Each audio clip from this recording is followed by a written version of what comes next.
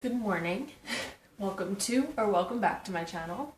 I don't know why I said good morning because it's morning here and now, but when you watch this, it could be night and terrible, but whatever. So, for the last couple of months, I have been struggling trying to find a good recipe for a gluten-free sourdough. And by struggling, I mean getting so frustrated. If you've seen my gluten-free sourdough recipe video before I took it down, you would know that I did not cut the bread. It's because I was gifting it and I didn't want it to get disgustingly hard by cutting it and then gifting it to someone.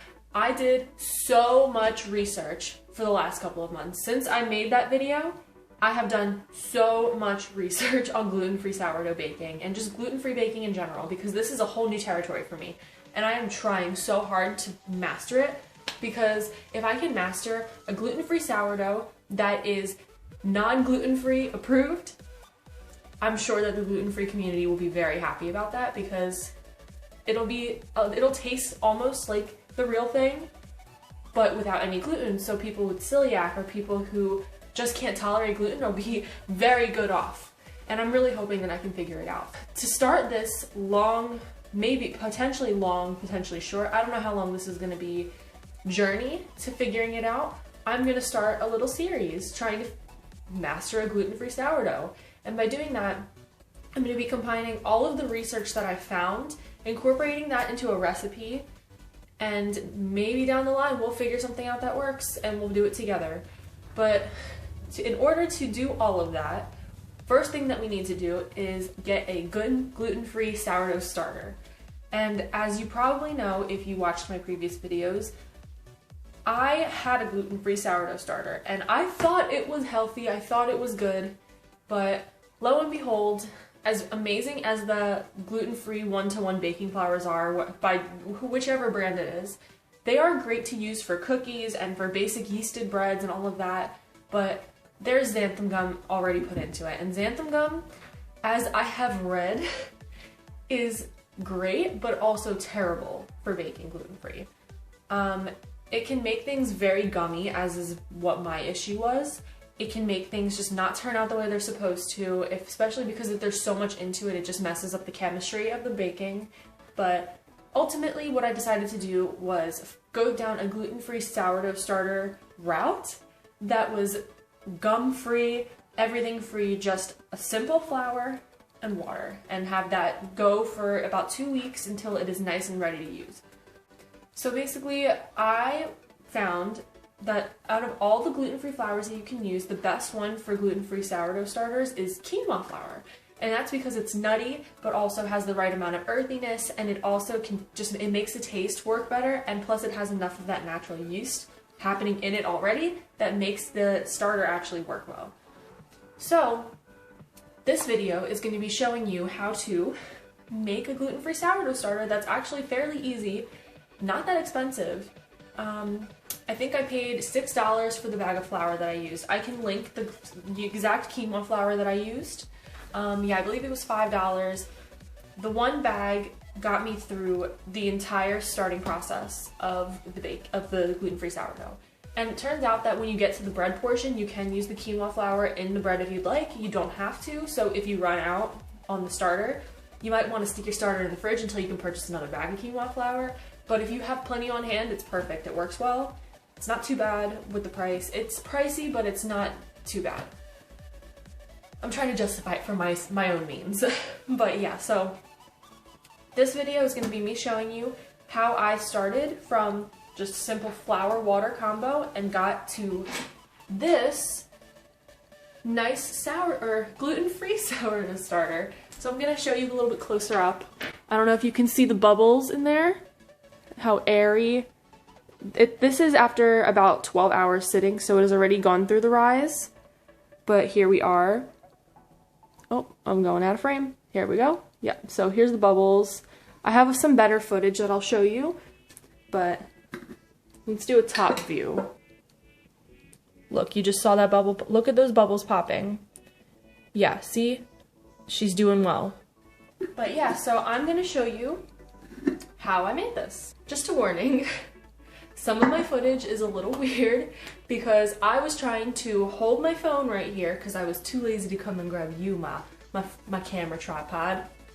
So I was recording on my phone and I held my phone right here. I may or may not use that footage only because it's a little weird. So if I do, you'll see for yourself. If not, I spared you. But yeah, so I'm gonna do a little voiceover, ride with you because a lot of it doesn't have words. So yeah. All right, so to start our gluten-free starter, I'm gonna be using quinoa flour,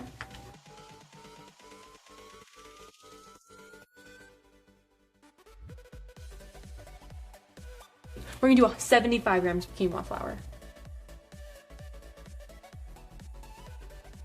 And then to that, we're gonna add 75 grams of water. This is purified water.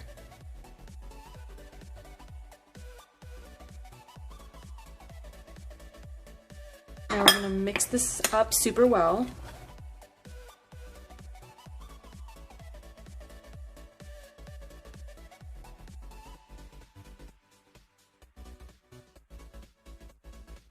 Okay, now this is all mixed up, we're gonna add it to a nice clean jar.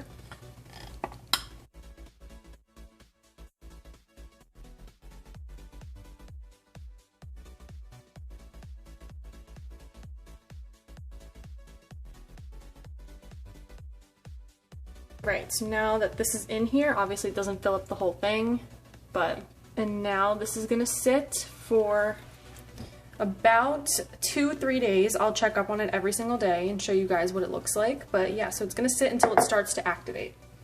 I'm just gonna cover it loosely with the lid and leave it here at room temp. So we are about 24 hours later, day 2.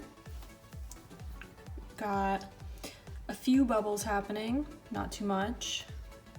We'll check back in tomorrow to see how any progress is being made, and yeah.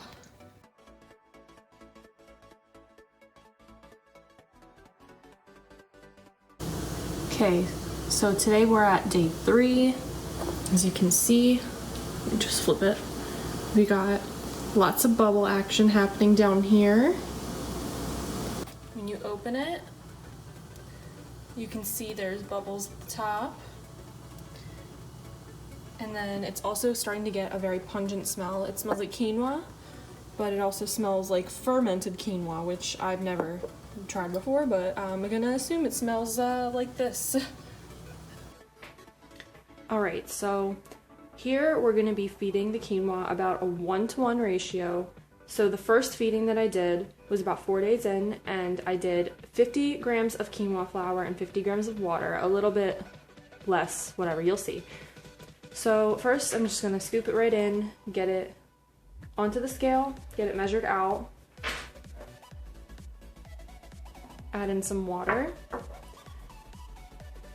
and then as you can see it's a little bit higher as opposed to the flour that ended up being a little bit lower, but yeah, so I'm gonna remove it from the scale and mix it up. And this was my first attempt making a gluten-free starter like this, so I wasn't sure what the texture was supposed to be. As you'll see, I'm gonna add in a splash of water in a second because I wasn't sure how the texture was gonna come out, but now that I'm a little bit deeper into this, I shouldn't have added that extra splash of water, but it's fine. It didn't mess anything up. It just was a little bit runnier than it should have been. Nothing too serious, but yeah, because once it ferments, it loosens up on its own naturally, as I have learned. But yeah, so I'm mixing it up, and this is gonna go directly into the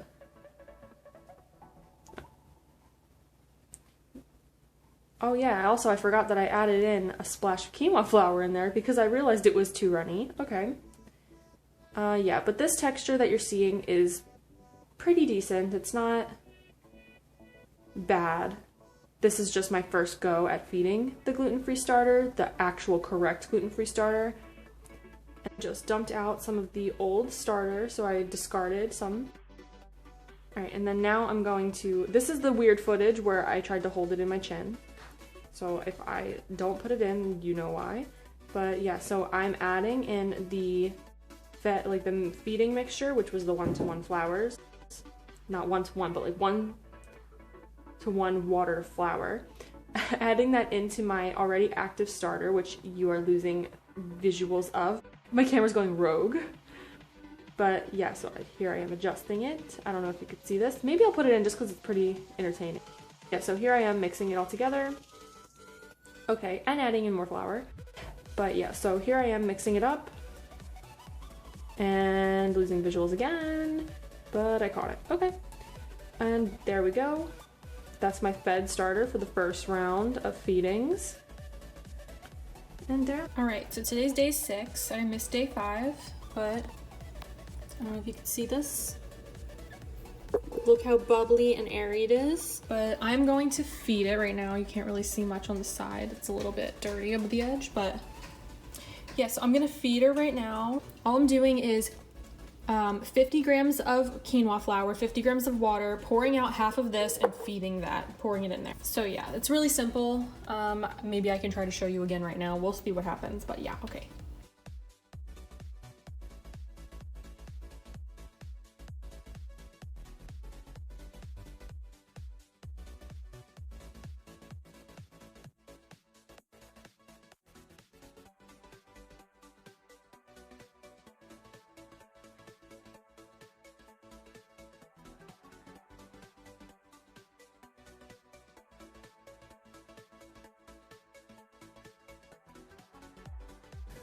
As I'm just now noticing, I didn't film most of the days. That's because I filmed majority of the beginning, and then the rest of it was just waiting. It was a lot of repetition. I didn't think you wanted to see it.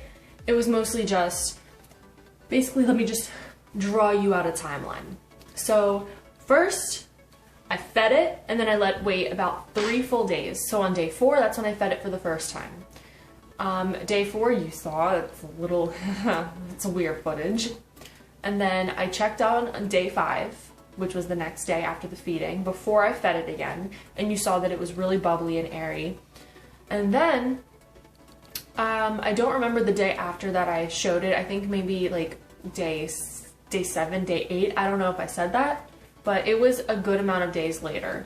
And every day since that first feeding, I've been feeding her every 24 hours. So I do my feedings at night before I go to bed because it just reminds me. So I would feed it with the 1-to-1 ratio. So usually I do 50 grams of flour to 50 grams of water. I think on the last couple of days, like recently, the last few days, I've done 75 grams of flour to 75 grams of water.